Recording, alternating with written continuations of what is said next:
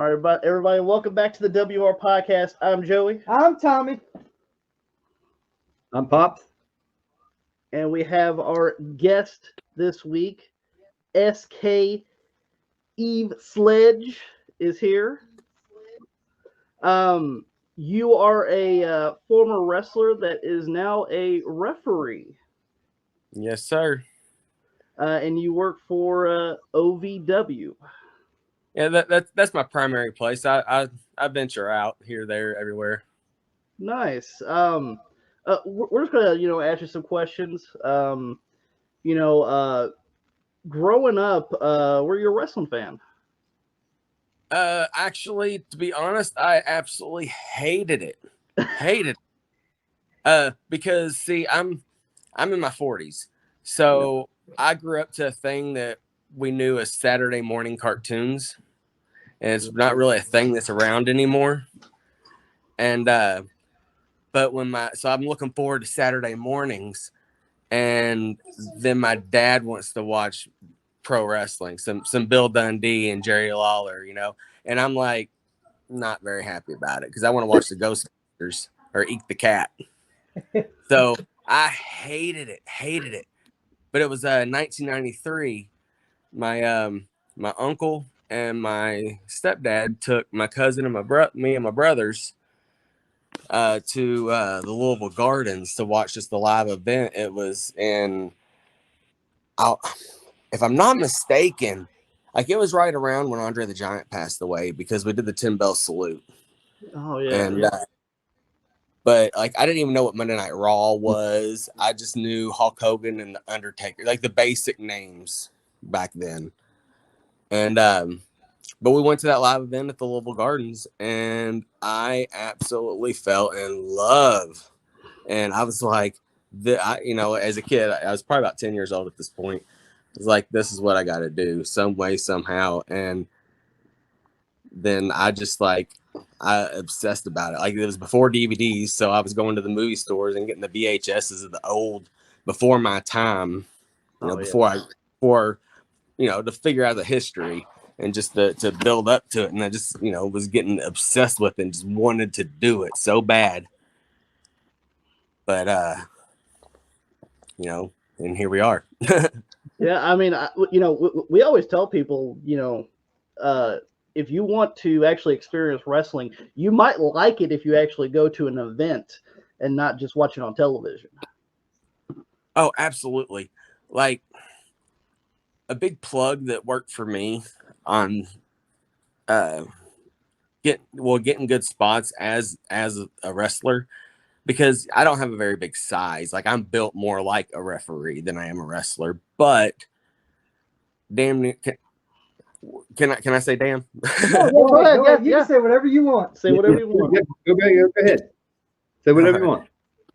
So damn near everybody that gets into the business has their sights set on being a wrestler. Like even if you are not physically able or you don't look the part, like you make a better referee or a better camera guy, or you're better at being the production guy, or you're better at just talking, being a manager or a commentator.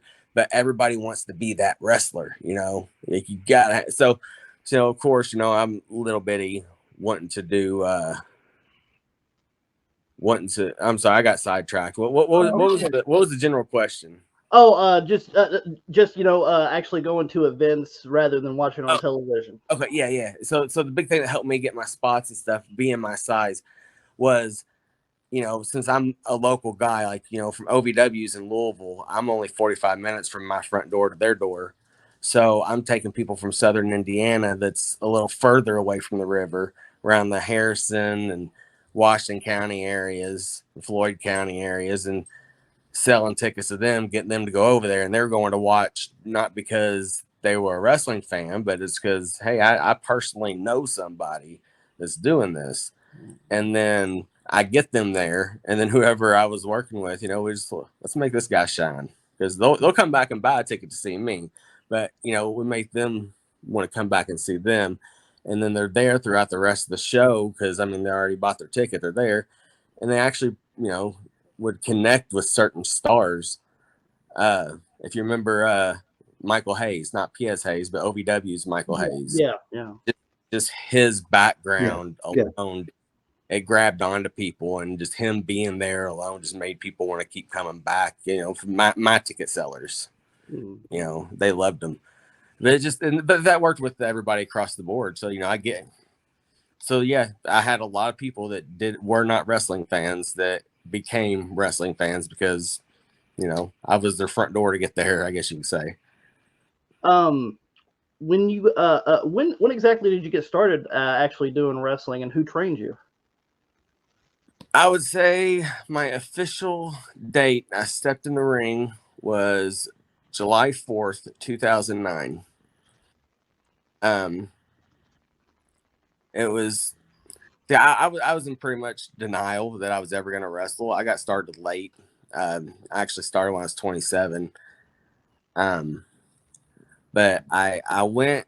It was July 4th, 2009. I showed up, and I had to meet a guy there to sign papers for beginners class. And Nick Dinsmore, Eugene, was the beginners trainer, but that's when he had just re-signed with the WWE, so there wasn't a trainer. But I was signing up for class, and like I said again, it was July 4th, so there was only 2 people in class that day. And when I showed up, and the man teaching the class was the Hustler Rip Rogers. I'm sure y'all are familiar with that name. Yeah, absolutely. Done a lot. And he come up to me and he's like, I was talking to, I don't know if you remember Bill Clark. He was a referee back in 2009 over at OVW. He was the one that signed me. So I met up with him. I signed the beginners papers, but then I'd already had all the money saved up for it, because it was the expense was different back then. It was like $1,000 for 1 year of beginners class, and $2,000 for the first year of advanced class. Rip was your advanced teacher. So anyways, I show up and I'm signing the papers, and then Rip just starts talking to me, and he goes, at this point, I was single and everything. He goes, so you want to make it as a wrestler? I was like, yes, sir, I do. He says, you got a wife or a girlfriend? I said, no, I don't. He goes, are you willing to suck dick? I said, no, I'm not. He goes, you're never going to make it in this business. Sounds about right. So here I am still, I'm not signed, obviously. Yeah. But anyways, I went ahead and paid up for that first year of beginners class without there being a teacher. And he goes, so Rip says, so where do you live at? I was like, a little town called Palmyra. He goes, how far is that? It's about 45 minutes away. He says, you got the rest of the money? I said, I sure do. He goes, go home and get it and come back. And so I went and got the other 2,000. I paid cash, walked in, and I got to start advanced class that day and before beginners. And I grabbed onto it pretty quickly, but it got me so much heat. Like people in my class, they did not want anything to do with me. Wow. Just because I was there.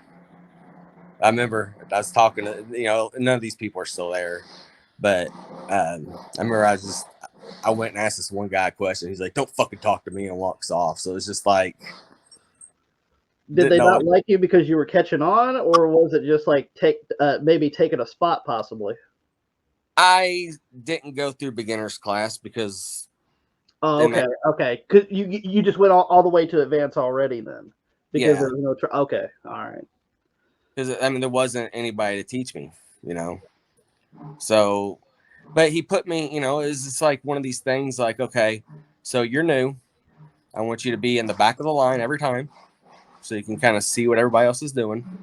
And by the time I got up there, I was like, okay, yeah, and I was able to go through it. They taught me how to bump and all that good stuff. That was when there was only, that first day when there's only 2 people in class. It's like, here's your fundamentals. So actually the guy that taught me the fundamentals is still there. His name's Cornbread. He goes by Cornbread. Yep. Yes. Yep, he's still there. He gave me my first lockup. He's not one of them to treat me like crap. These guys, when I say treat me like crap, they just like kind of talk to me like sideways or whatever. Yeah. Those guys were just, they wasn't local guys. They were just like splash in the pan, I guess. Just came through and left, whatnot. Who was your first opponent then? Do you remember? Yes, Brandon Blaze. Oh. Brandon Blaze. Interesting story there. It's just fun. It's how funny how small the world is. So I used to work at Ponderosa Steakhouse when I was in high school, and I had a buddy there named Derek Singleton, and he went to a different school, but that's where we met. And we were the two dudes that just always talk wrestling, and we were like, we're gonna do this one day, we're gonna do it one day. Well, then we lost contact, because you just kind of grow up and grow apart. And then I find out that he's wrestling, and I'm still not interested. But because I'm just like, I'm never going to do it. At that point, I was partying pretty hard too. I was always at the bars and stuff. Early 20s, Oh yeah. But so anyways, I found out Derek was doing it. Well, then the guy that helped me get started was Rob Conway. He's a local guy, and I have a buddy who was my best friend since grade school, and his nickname's Waldo. I can't call him by his real name because his name's Waldo, but his aunt married Rob Conway, so I have a it was like a first person to sit there and talk to, like a one-on-one. That he kind of helped me get motivated to get into the gym and get in there. So anyways, he set me up, him and Nick, because Nick came back, and they set up their homecoming series, and it was homecoming 1, and he put me up against Brandon Blaze. And where it was funny is Brandon Blaze's old tag team partner was Derek Singleton, went by Dynamite Derek. They were the old school players. Mm-hmm. So it was funny because I got to have my second match with Dynamite Derek. Because he gave me a number. I'm like, I called him up like, hey dude, guess what I'm doing? Like, I just got out. Yeah, I had hernia surgery that next morning, but I was like, dude, I just got out of surgery. But hey, when I get healed up, it's like, let's do this. And we did. We did. Was there any other schools in mind that you were thinking about doing besides OVW, or was it just straight OVW, or because it was closer? It was just OVW. I've always been like, I would like to make it somewhere, but I've just, I just local boy getting to watch OVW for years and years, and it's just like, that's kind of within my reach. I want to be able to do that.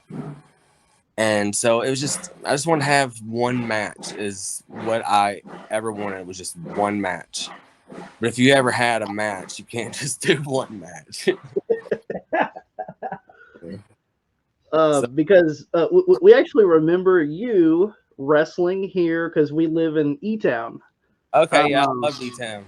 Yeah, we've seen you wrestle here quite a few times on the card. So thank you for entertaining us, sir. Thank you. Was it during the USK days, or was it the all natural? Yes, the USA. Yes, with the red, white, and blue and everything. Yes. That was. Yeah. It's so funny how that came up. I didn't have a gimmick. I didn't have a gimmick. I was just I just had gear. I just had red and blue gear, and I had red and white gear that I just had gear. And I was at my shoot job one day talking shit to somebody, and I was just like, it was something about America. I was like, no, this ain't USA, this is USK. I was like, huh. And I just mix matched my outfit and just started doing it. Still don't know what USK stands for. I always got to ask, and I was just like, always found a way to get away from it. Don't need to explain it. It just fits, right? Yeah. And if I ever got like the King of the Ring type gimmick, that would have been like United States Kingdom. But other than that, I had nothing. But we do remember you wrestling here, and Yes. you know, you said you have a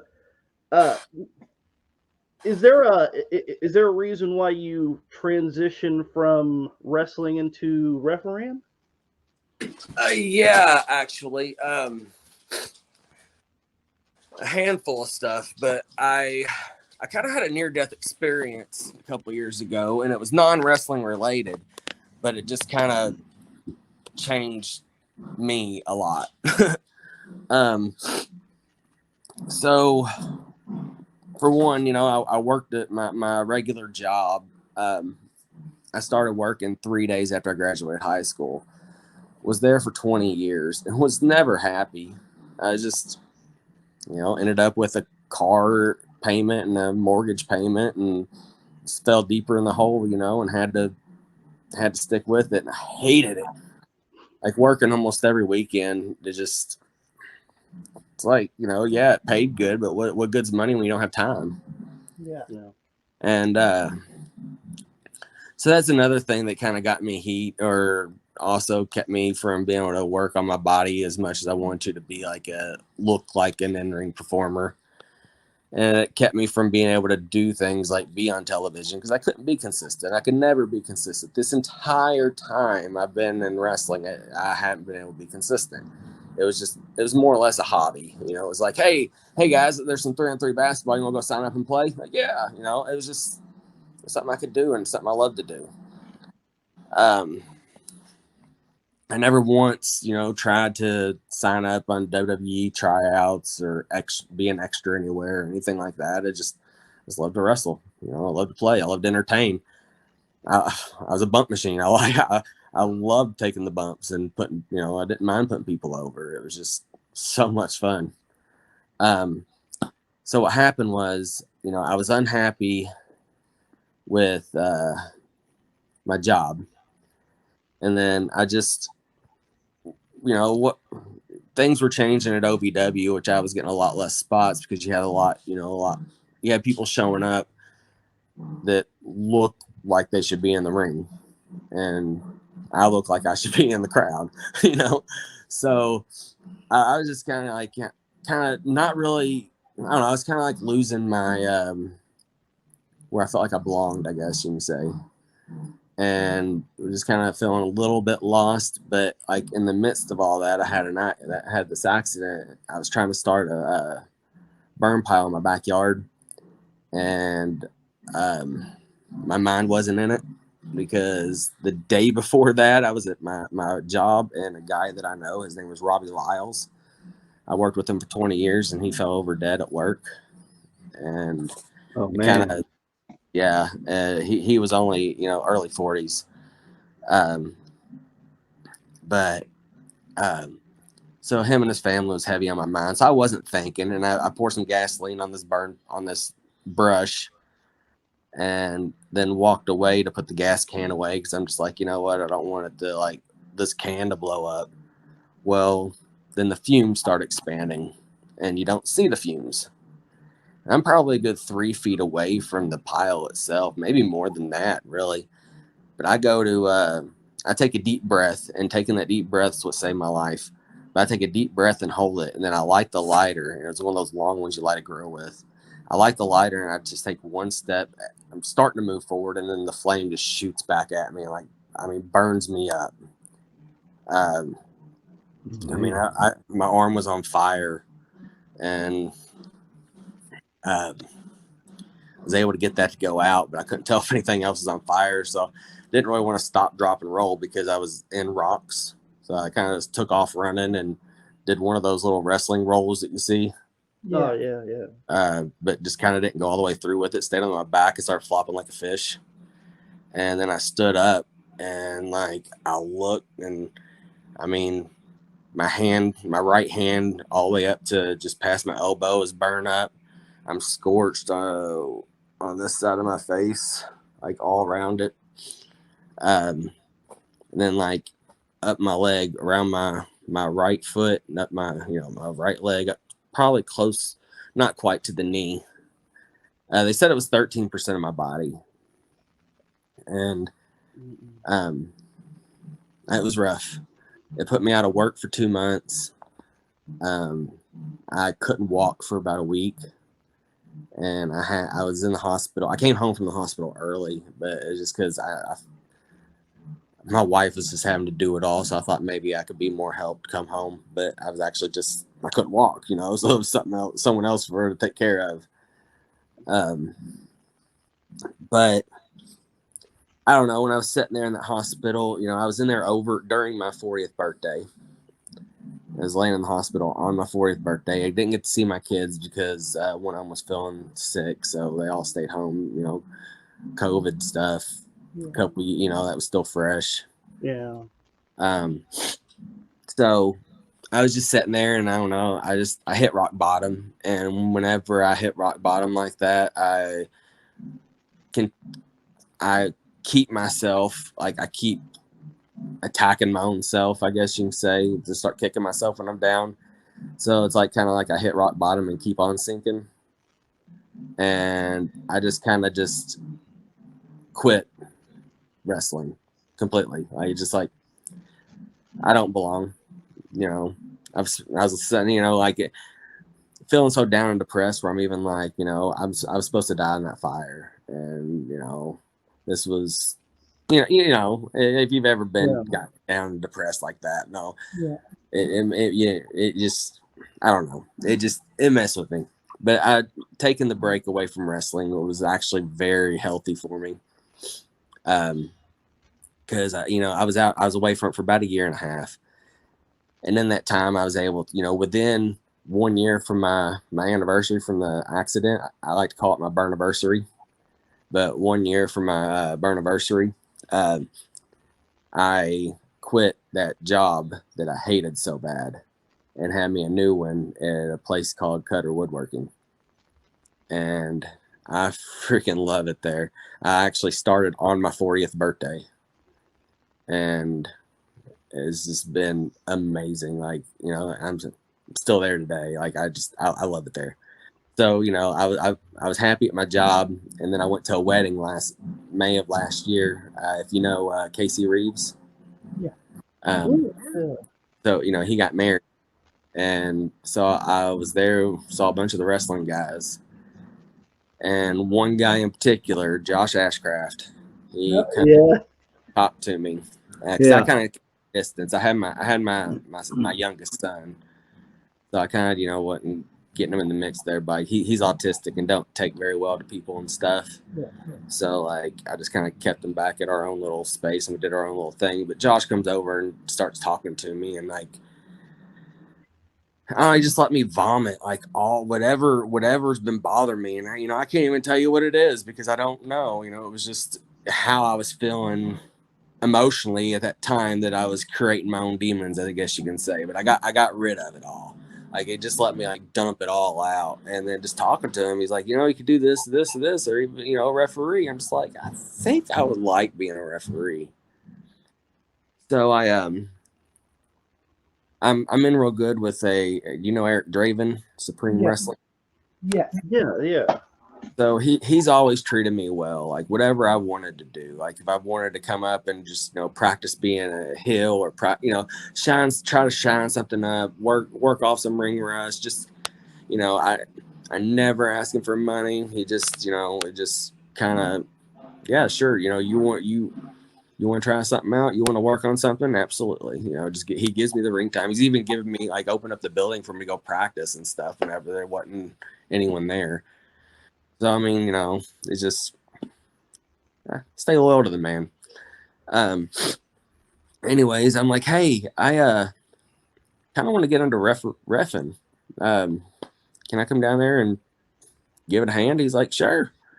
So I went down there, got 3 or 4 matches, and first match is kind of like, okay, this is a little fun. Second match is like, okay, yeah, that was. I'm digging. And then like that third match, I think it was like semi-main event, and it had a lot of those like close, false finishes and stuff. and then like the excitement was actually going through me, like because I was like they had me pulled in just as well, and then like once my hand hit that 3 and the crowd erupted, like it just felt so good, and I was like, yeah, baby, this is it. And see, you found your calling. I did. I love being a referee. I probably should have been a referee the entire time, but I feel like the 10 plus years that I was an in-ring performer, so to speak, it really taught me a lot. Like there's still so much to learn on this reffing thing. Like, oh my gosh, there's so much. I'm always learning something new. Mm-hmm. But it's one thing I'm proud of. I feel like that I have not gotten in anybody's way. Yeah. Because I feel like I know how to, I know where they're going. I feel like I can read their body language pretty well. What's up, Bubby? I want to go back to where the accident of the burns. Did they have to do graphic surgery on you or anything like that? Was it that intense? No, I don't know if you can see very well on the hand. There's some scars there. Yeah, you can see it there. Yeah. So you can tell that. That's probably the worst of it. They thought that I was going to have to get it. Actually, not. Actually, on the other side of my hand, right there. Yeah, the only thing you see it is just. I hold on. Let me try to prop this on the cat and see about right around in here. Yeah. Oh yeah. I see that right there. Yeah. They thought that they were going to have to put some skin grafts there, but ended up no. Well, that's a good thing. Which would have been great. That was good. They would have to take off some of my butt, put it in my hand, and then I go slap somebody. It's like, I slapped with my ass.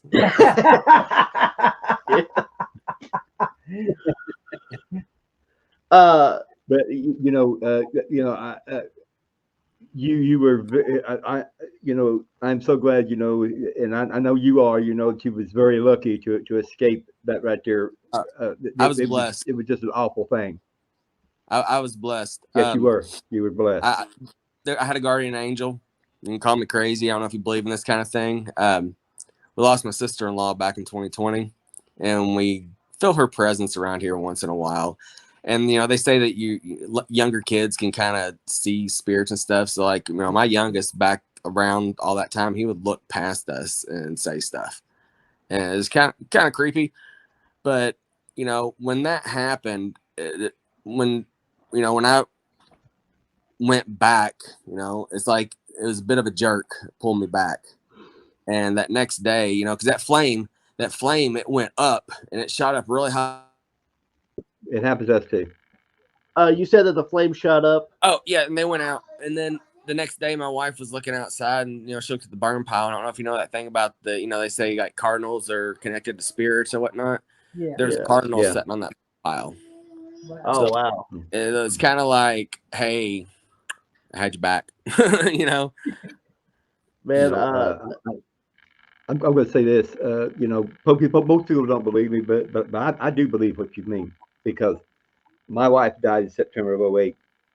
Oh, I'm sorry. And me too. And she walked barefooted through the house, and I can hear,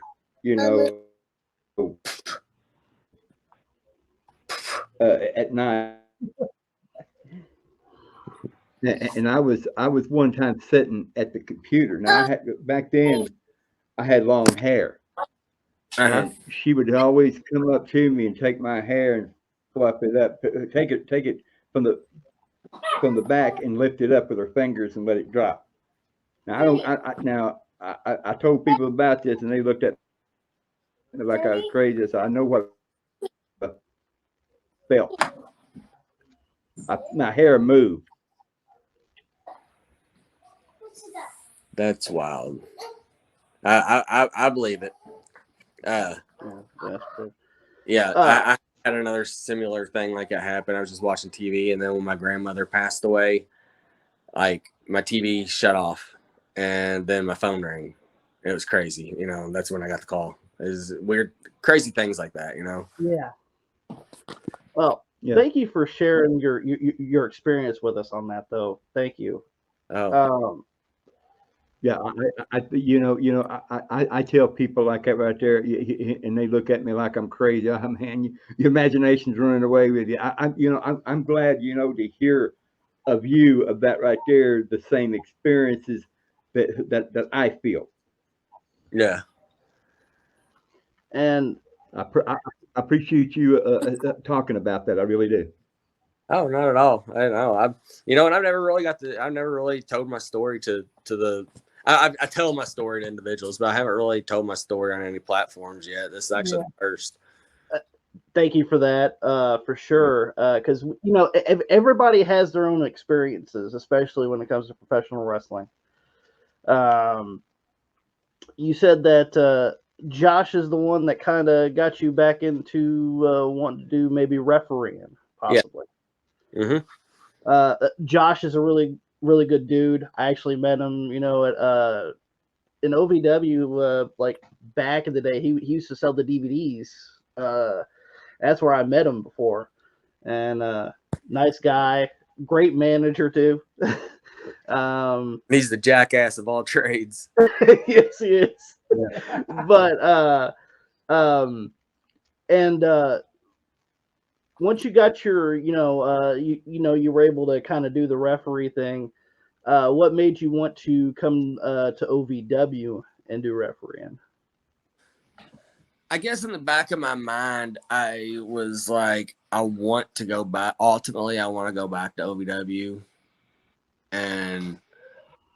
But like anytime, like, I had my break from wrestling, and before I went back to OVW, I went elsewhere to shake it off. Because if I want to be honest, if I want to look like shit, I want to look like shit, not at OVW. Yeah. Yeah.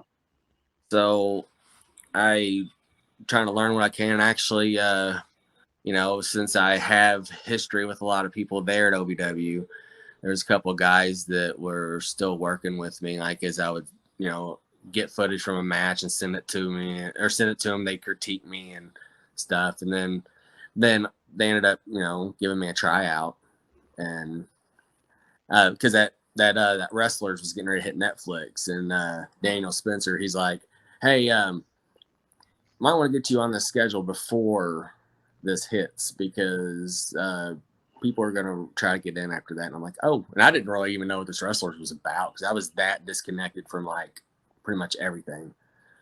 And so I was like, oh, okay. And so I got, good thing I did, because I mean, the cards started filling up. Yeah. And that wrestler documentary on Netflix was a great documentary also. Oh, I wish they'd do a second one. Yeah, that was. But even if they don't do another one, WWE's coming to Netflix next January.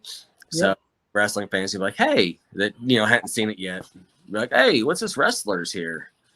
And get more exposure.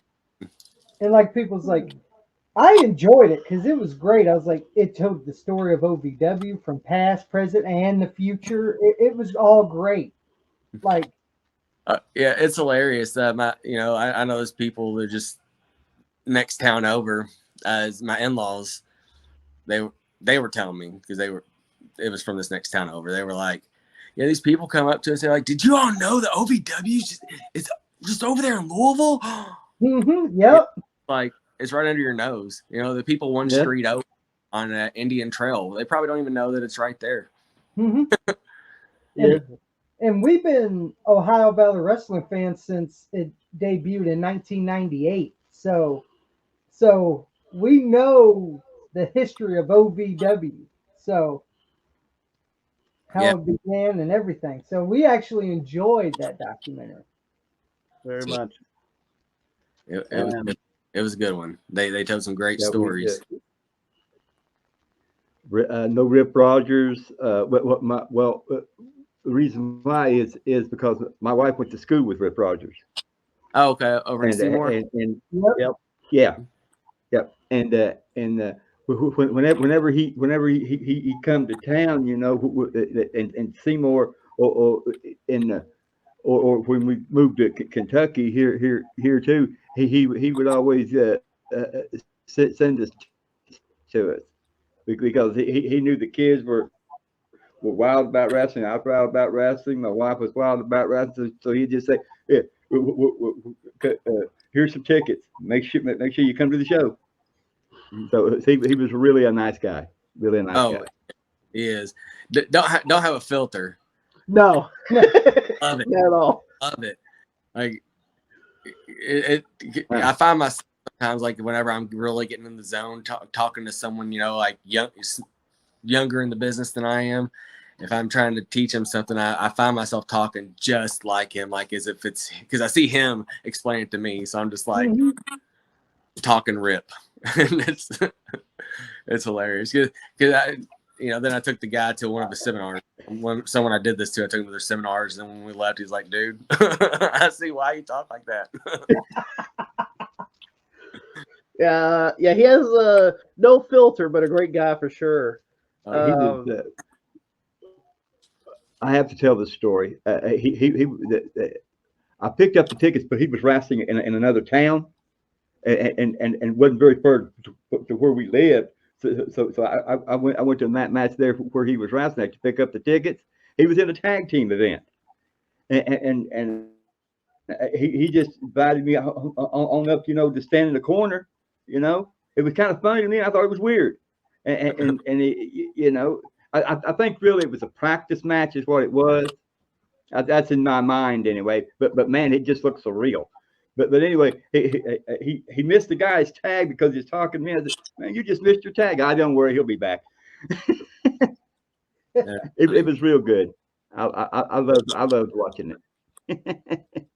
Well, since we're mentioning Seymour, that's just one of the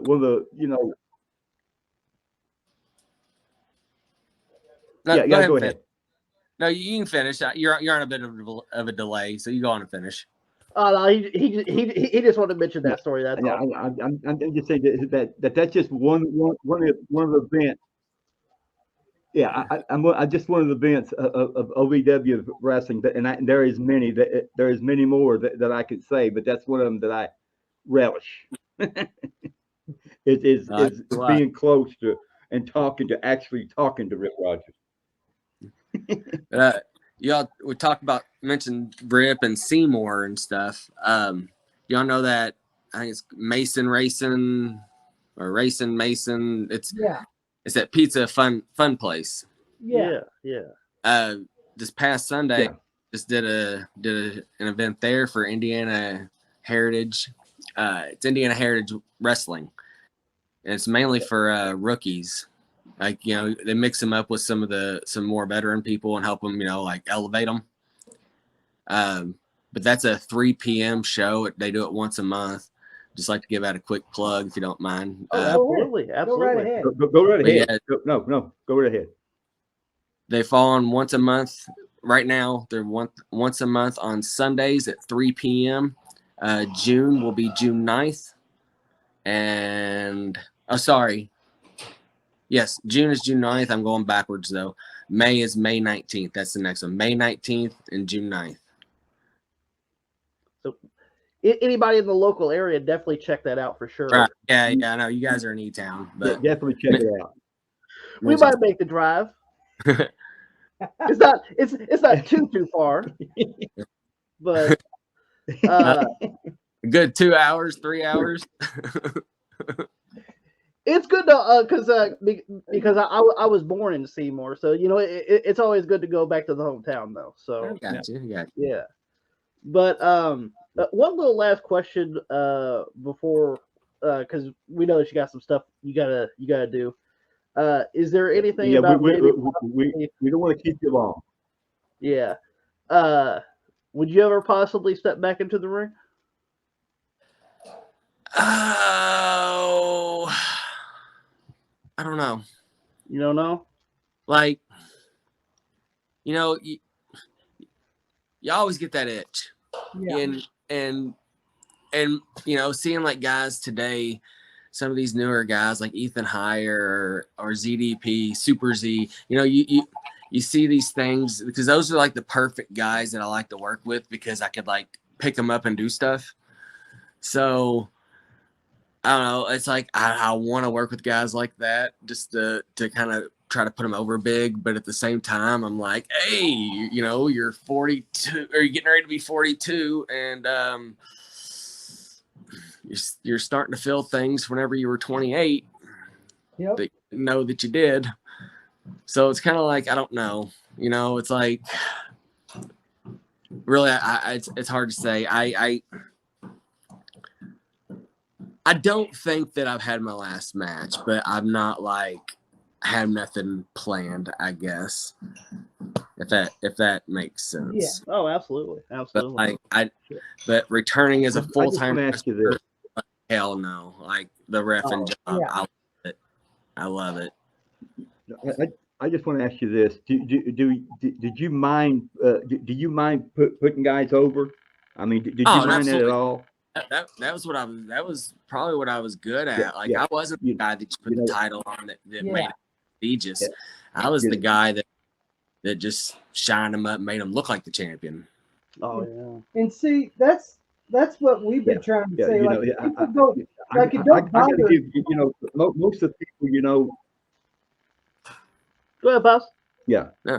I like Rip. You know, that's what Rip did. You know, a lot of people give me static because I like the underdogs. You know, formerly known as jobbers. I like them right there because you know people don't understand. I vaguely kind of understand this here because they go in that ring and they make whoever they face look like $1 million. Mm-hmm. And I, you know, and I seen you in the ring, you know, and whoever you face, you make them look good. No matter whether they was good or not, you made them look good, and that's why I go so much defending the jobbers because hey, if it wasn't for them, you wouldn't know this guy. I appreciate that. And that's the way I feel about it. Yeah, exactly. And I appreciate that. And like, here's another thing. Like, I got a question. How does it feel? How does it feel working with Al Snow, a veteran guy, a knowledgeable guy that's been in the business for a long period of time? How does it feel working with Al Snow? Well, when I first met him, my very first time I met him, I was shitting myself, to be honest.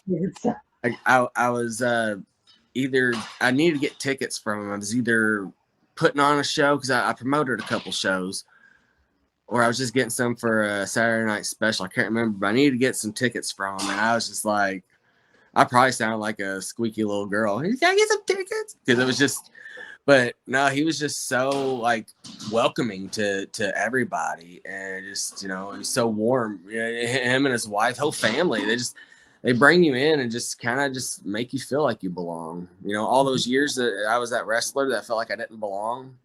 Well, then I did, you know, and they make it, and he'll you know, so he's great, got a great mind. I mean, like he'll do, you know, they do TV on Thursdays, the following Wednesdays, likes, you know, for you to come in and do tape review. And that's like the best time to get into his head because it's like opened up to what we're actually doing. And he just like, his brain starts spilling all over the room and you just get smart. Yeah. And he just, it's just a wonderful place. He tells when I first came back, probably the second time I was back, I remember him saying it during one of the meetings, just be sure not to make anybody feel like they're not welcome here, or you will be the one that's not welcome here. Yeah. You know. And you could tell that OVW, it's a family there. Mm-hmm. You could feel it. Like, oh yeah. It's a great family atmosphere. Well, like, you know, like I told you how it was when I first went in. It seemed more like high school all over again. And I wasn't popular in high school, so I definitely wasn't popular in the ring, you know, or in wrestling class. But it was about me getting my shit in, or me getting over, or me. And now it's like everybody that's there is like, you know, if you're good, when you're good, you know you're good. You can say it with confidence. Yeah. You can turn around and they help elevate the next guy, and like nobody left behind. You know, That's there's that's a wonderful thing. It's a wonderful thing because It- it is. But most people when they're in the that I know of that's in the business, it's me. That's my belt. That's my belt. It's me. It's your job is not that right there. Your job is to do the business. Your job is whoever you go against. If you're not in their league, is to make them look like hey, I belong here. Mhm. That's the thing about, and that's what I always believed in wrestling. and see, that's the thing about the wrestling business. A lot of people saying it's all about me, and there's no we. Uh, it it was it's always been a very cutthroat business, very cutthroat, and it can still be a little bit today. Yeah. Because like at that opportunity, it's kind of like there's a contract. Everyone's helping everybody trying to elevate, but then Triple H walks up and sets a contract down between you two and says, "Hey, only one of you two can make it." Yep. It's are you gonna pull out that knife, or are you really gonna do it right? Absolutely. We don't want to keep you on too much longer because we know that you got something to do. But is there anything that you would like to plug? I mean, always check out OVW every week. Tune in 7 p.m. Eastern time. Then every Tuesday, again, I believe at 7. Absolutely, yes. I will be doing my very first pay-per-view on May 2nd for OVW. Yep. It's on a Thursday. It's I believe it's free locally, but it won't. It's not. It's not wherever. So it's probably like on like Fight TV, Right. Yeah. internet based. You could probably find it on streaming services and things of that nature. Yeah, it's called Double Cross. It's the big one. It's the big one for the month. So. Yeah. And then Richmond, Indiana, I'm doing a show for Rose. I think it's called Rose City Wrestling. To be honest, I've reached out to the guy and got the booking, and then I haven't really heard from him since, even though I've reached out. So that's on Richmond, Indiana, if it's happening. Absolutely. We want to thank you for your time today, for sure. Thank you for being on the podcast, for sure, and sharing your stories. Yeah, absolutely. Have you noticed? I know you know them, AJ and Jess. Oh yeah, I love them. Yeah. Love them. Yeah. They were like, you need to get SK on the show. He's got a great story. Get him on there. And we were like, we'll be glad to. Yeah. I'm sure there's still more. Everyone part 2 in the future. We'll do. Yeah, you're welcome. You're welcome on this podcast anytime. Actually, AJ mentioned to me, he says, "Hey, after you get this thing done, maybe you, me, and Jess could all get one set up together or whatever." Yeah. I love it. Would love it. SK, I want to just take the time here because I know you're busy. You have things to do, and I just want to say it's been a pleasure having you on the podcast, picking your brain, you telling your experiences. It's like I said, we like to talk to people that's been in the business because they know how it is. And we just like picking their brain. That's just the way it is on our podcast. Absolutely. No, I appreciate it. It's been fun. It's been a lot of fun. Yeah, we've been wrestling fans ever since we've been born. That's how well, you saw the beginning of this show. I wasn't. Eventually, and once again, guys, go to your shows because if you go to an actual show, you will love wrestling. And this is willing proof. Like if you don't go to, it's like everyone said this. AJ and Jesse said it. Now SK said it. When you go to a live wrestling show, it's way different than going and watching it on television. Mm-hmm. You can't hear the people talk at the table, though. No, that's the only thing you can't hear.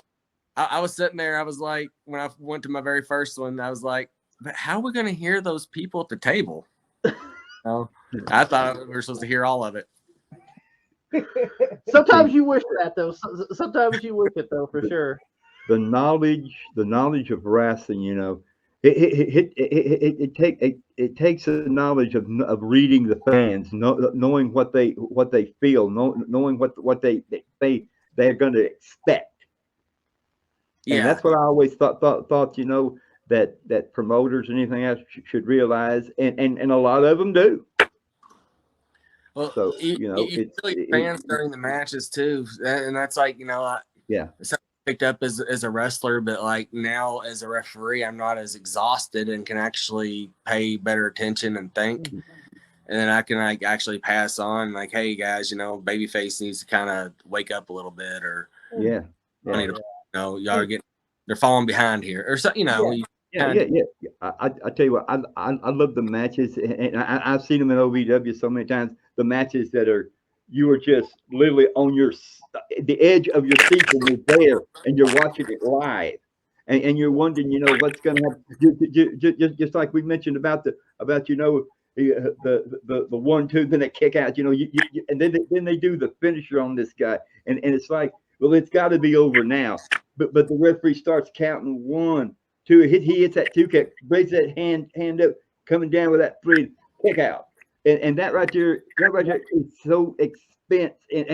And I tell you what, even as a fan, and I experienced that, even as a fan, I was exhausted.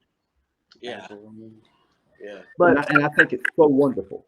But Pops, hold on, we gotta get you out of here. We know it's I'm sorry. I just had to say that right there because I appreciate what you all do so much. Oh no, you're really not holding me up. Y'all want to keep going? You actually can. I'm just gonna fire up the grill for. Oh yeah, no problem. We will cut though because we gotta get you out of here. We also have some stuff we gotta take care of too. Awesome. But thank you for being on the podcast. We really appreciate it. And if you guys want to once again watch OVW. If you're on the local markets, to watch it on television. If not, watch it on YouTube. I know they have a YouTube channel where they post the episodes. I will be back on there next week on the 18th. There you go. If you want to see him referee, there you go, guys. See it live. Yep. My God, see it live. Yeah, that's right. That's right. Always see it live. And we'll see you guys next time.